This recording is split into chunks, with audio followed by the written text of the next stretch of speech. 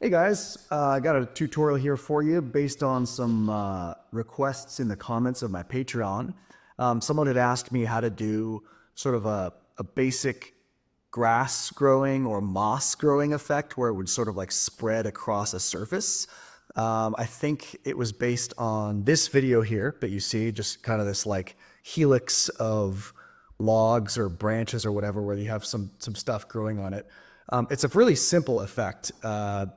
I use it all the time. It's very useful.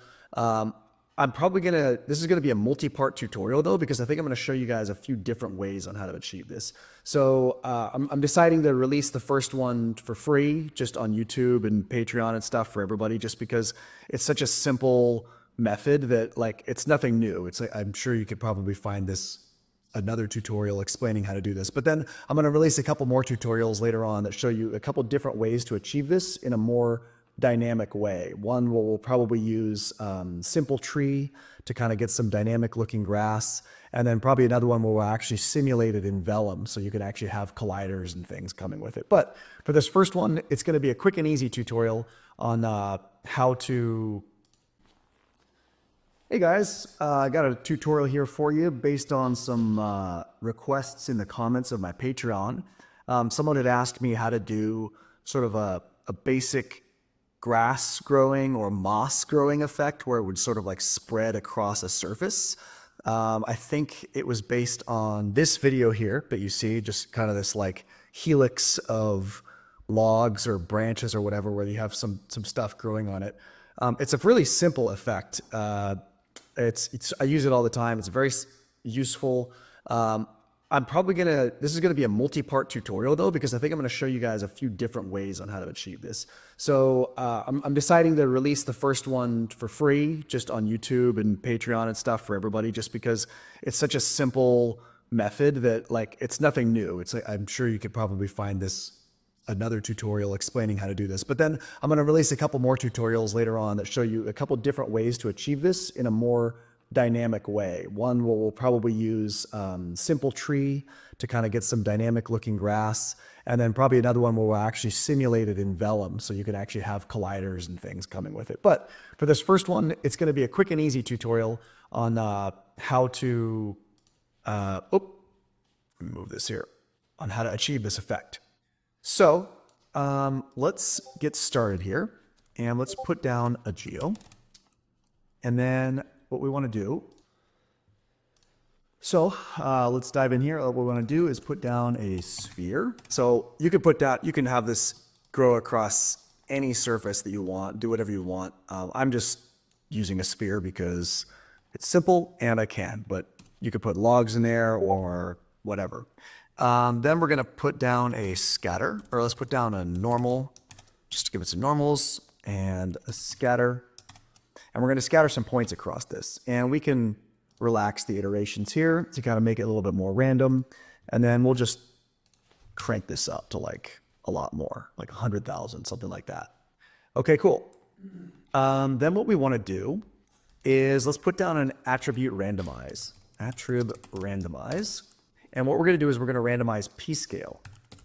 And a good way to visualize this is to click and hold on this little cube thing and change your particles to lit spheres. Now they look gigantic because they all have a p-scale of like 1. So let's change this to custom ramp. And then it only needs to be 1-dimensional. And then let's bring this to like, let's make the left side like 0.079, and let's make the farthest right side be something like 0.334, and then the middle can be somewhere in between, like 0.12, something like that. Okay, so this looks giant, so maybe we can take this global scale down, which is nice. You can kind of just keep this ramp the same, but then scale everything down. You can kind of see what I'm doing here.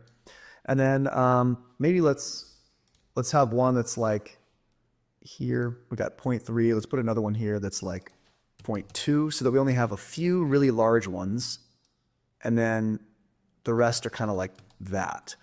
So we may need to scale this up or down when we come to actually instancing our model onto this, but for now, we can kind of leave it like that. Cool. Okay, let's bring this back to points. Okay, the next thing I want to do is let's take a look at my normals here. If I copy something to this, they're all going to be pointing exactly outwards. And I don't really want that. I want them to be a little bit more random. So what we can do is put down a MOPs, or actually let's turn on this. I guess we don't have that yet. Let's put down a MOPs randomize. And what we want to randomize is orientation. And that's now if we click this, you can kind of see the way they're going to be oriented. And what I want to do is I want to turn these all to 0 for now. So this is great because it adds an orientation attribute for me. Cool. And then right now, if they're all at 0, they're all going to be pointing along this blue line, which is exactly what I had before with the normals, right? Okay, but I want to randomize this just a little bit. Great, now it's not showing it. That's cool. Probably need to refresh my stupid viewport. Damn it. Okay, here we go. And we're back. All right, so let's just give this a little bit of randomness. Let's do let's figure out which one we want to move. So this, okay, I want these to be spun 360 degrees in each direction while still facing outwards. So if I do minus 360 here and 360 here, you can see the blue lines are still facing outwards, but all the other lines spun around. And then let's just do like a little bit, like minus 5 here and 5, and then like minus 7 and 7. So what that's going to do is it will kind of randomize the way the plants are oriented. Okay.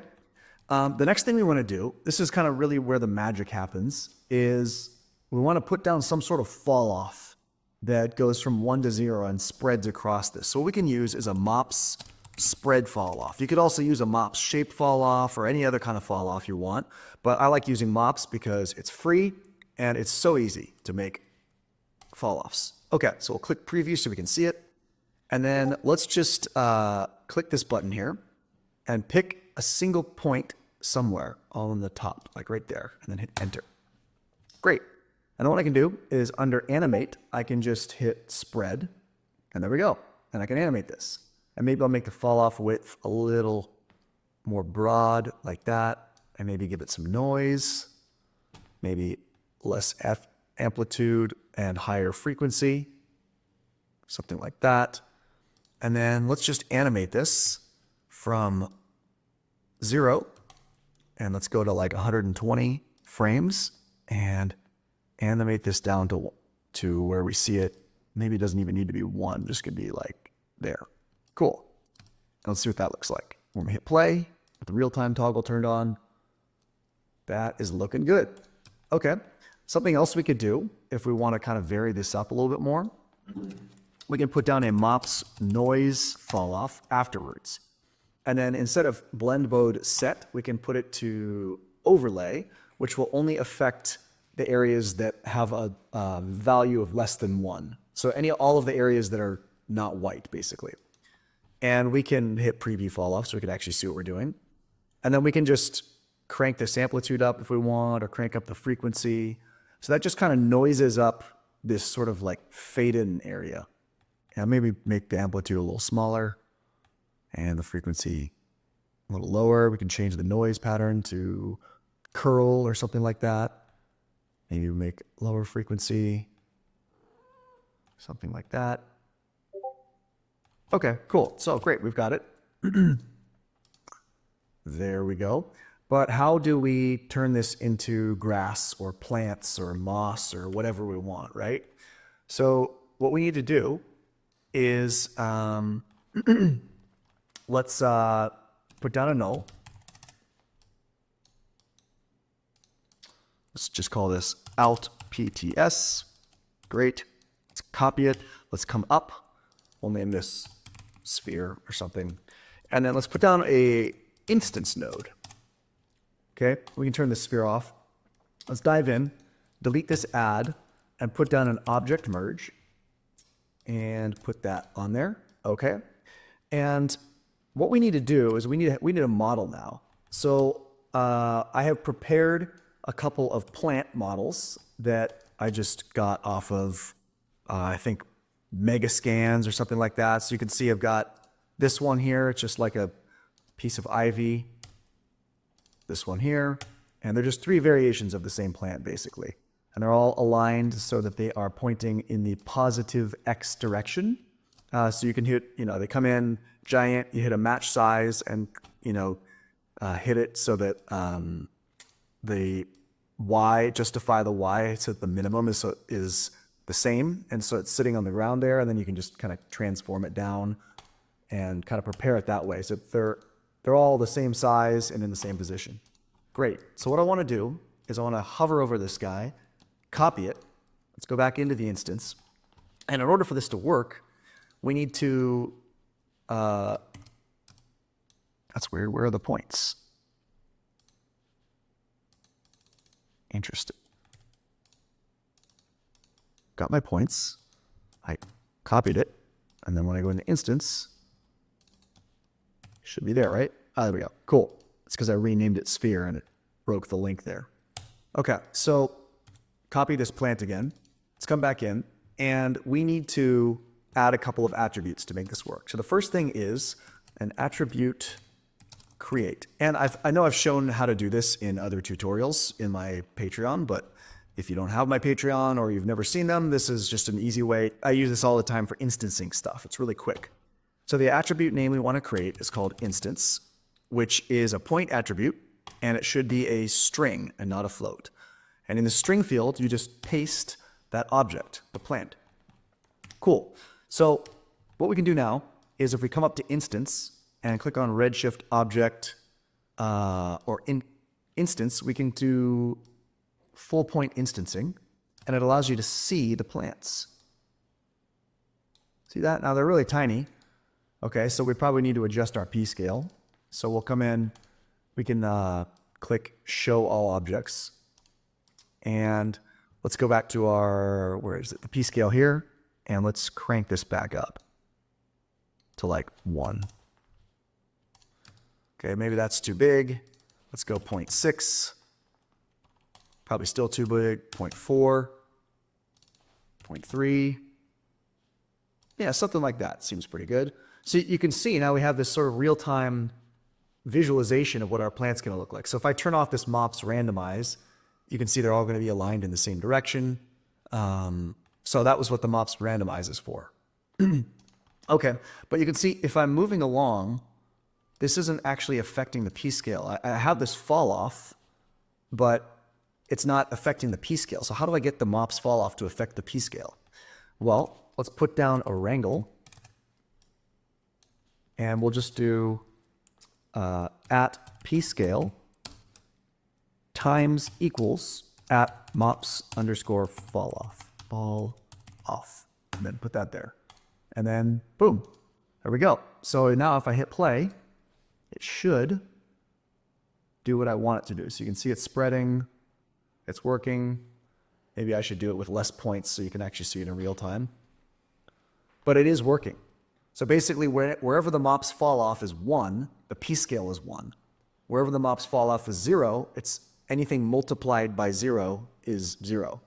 So there you go. That's the basis of the growth effect. It's super simple, right? Okay, let me reduce the amount of points I have here so that I can, so that we can actually kind of see this in better real time. Let's go. Let's hit it again. Oh, that's weird. Why did it do that?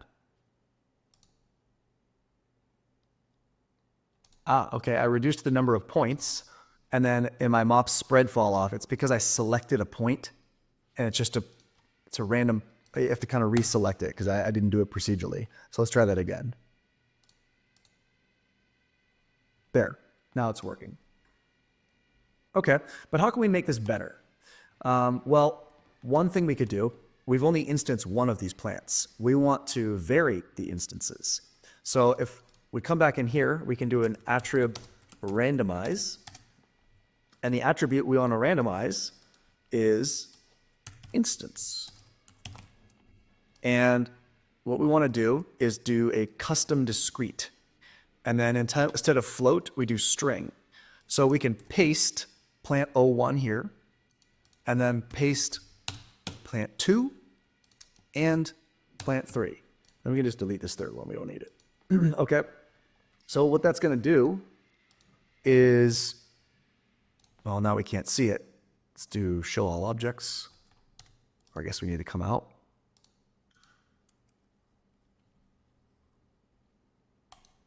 So now we've got some randomization here. So if I can also give it different weighting. So if I wanted to see more of plant 1 and less of plant 2, I could just kind of bring this slider down. It's a little touchy, like when you're using this instance thing, you kind of have to come in and out and reset the viewport a little bit sometimes, but it gives you pretty good feedback, and it's pretty quick. Okay, but I'm just going to leave them all at 1. Okay, cool. So that's how you add instances. If you want to add more objects, you could just keep clicking this. So if you didn't want to do plants, you could put a model of grass in there. You could put, whatever you want in there, basically. But the great thing about this is that it renders really quickly. So having the viewport performance is one thing, but if I fire up Redshift, it's like, even though you have like, thousands or a million copies, it handles it really, really quickly when you use this instance node. It's great. And you can change this from fast point instancing to full point instancing. I'm not sure what the difference really is, but I don't know, they seem kind of the same to me. Or if if this is getting really heavy in the viewport, you can just do off and it just shows you just the points. But I'll leave it at fast point instancing. Okay, what else can we do? Well, in the sphere, or in the growth part here, there's something else that we can do to kind of smooth this out and make sure I have show all objects. So right now I feel like it's moving maybe a little linearly. It's kind of like they kind of just jerk to a stop, and maybe I want these a little larger. Let's bring this to like 0.4, something like that. So it kind of fills the space a little better. You can really change the shape of the sort of the leading edge here. So right now they're just kind of getting small here, and then they just slowly scale up, which is fine. But we could do a MOPs remap fall up. MOPs, where is it? Remap fall off. Put that after this. And with that, we can kind of remap what's happening on the leading edge. So let me first, what I want to do is kind of extend this so I can see what I'm doing. And let's change this to B-spline and this one to B-spline as well. And maybe what I can do is have it sort of start at 0 and then like really quickly get big and then kind of come back down, or stay big till like here and then come back down a little bit. So you kind of get what that does is it gives you this like leading edge. So it's sort of like almost gives us this ripple effect. So it kind of gives it a little more life. Or, you could add like a bunch of ripples. You could have one here, kind of come down and kind of gradually ripple as it moves through. It's kind of cool. Gives it a little more life, right? But I think I liked it better with just the leading edge like that. Okay, but how else can we smooth this out? Well, there's this great other MOPs thing called the MOPs spring modifier. MOPs spring modifier. And I think there's two. There's MOPs spring. So there's MOPs spring modifier and MOPs spring modifier plus. I'm not sure what the difference is. The MOPs spring modifier plus is just for rigging. So I think the MOPs spring modifier is part of the free version. So if you guys aren't using MOPs, everything I'm using here is free. You can download this for free on the MOPs website. It's super handy to make like fall offs and stuff like that. And what this MOPs spring modifier does, let's just leave it at the default and see what it does. Makes everything sort of like bouncy, right? That's interesting. Okay, but if I change the spring constant and the damping coefficient down to like 0.127, or sorry, 0.127, let's see what that does. Makes them like really bouncy. So there's like this really ripple going through it. Okay, cool. Let's change the damping coefficient. Let's bring that down. See what that does.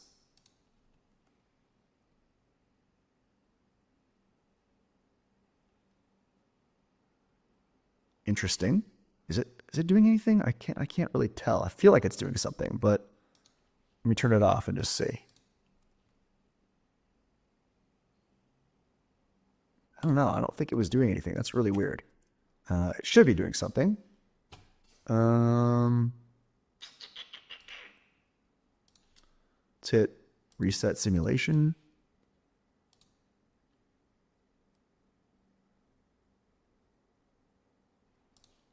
Let me try making the high. Okay, so it says higher numbers means stiffer springs. Let's make loose springs with a high damping coefficient. See what that does.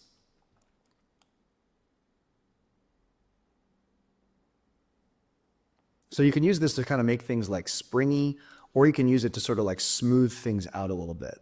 And I think that a value of, I think I used a value of around like 0.127 and 0.653, something like that.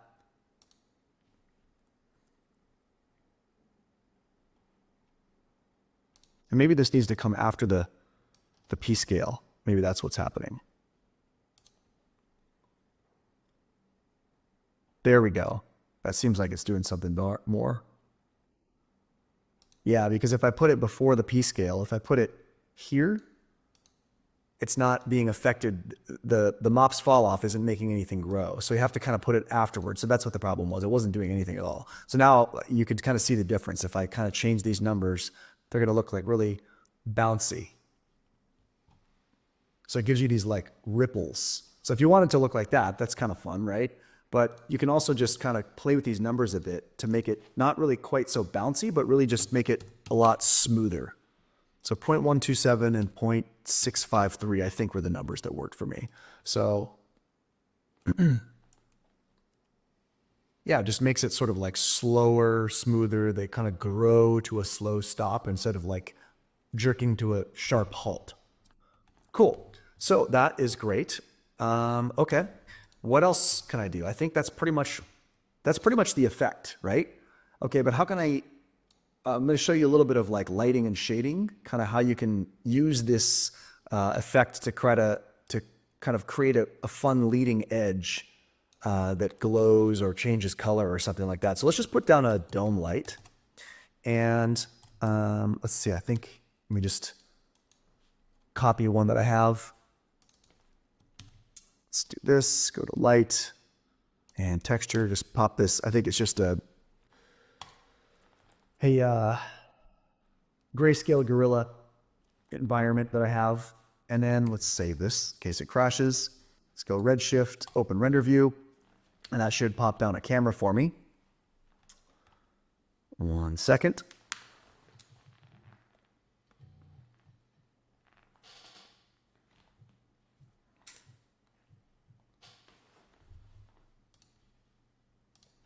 Okay, cool. So let me just kind of position the camera, go to the camera, let's look around. Let's move this forward, kind of center it a little bit in our frame so we can really see what we're doing. Something like that. Cool. And then we're going to unlock that, and then maybe just move this light dome around a little bit so I can kind of better, let's just kind of move this and see what we can get. There we go. Something like that. Just give us a little bit more, a little better lighting. And then I always like to, in my camera, I go to Redshift camera, change the optical to filmic, and then you kind of have to compensate for the exposure here. I like to go to color correction and tone mapping so that it kind of gets rid of those blown out highlights there. And I can kind of bring this back up a little bit. Makes it look a little better in my opinion, a little more filmic. Okay, great. So we've got that. Let's texture these. So let me just grab my plant texture.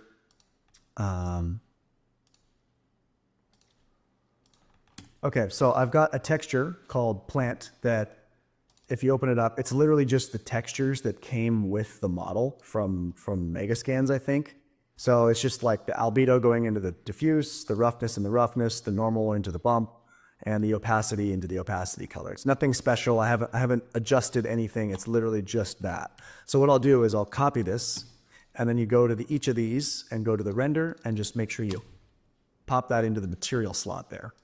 Okay, so then now if I fire this up, there should be green plants. So let me just make this bigger so you guys can kind of see what I'm doing here. So that's cool. Let me go back a few frames and hit refresh so that it's kind of like halfway there. And what can we do to make this look cooler? Let's go to the material.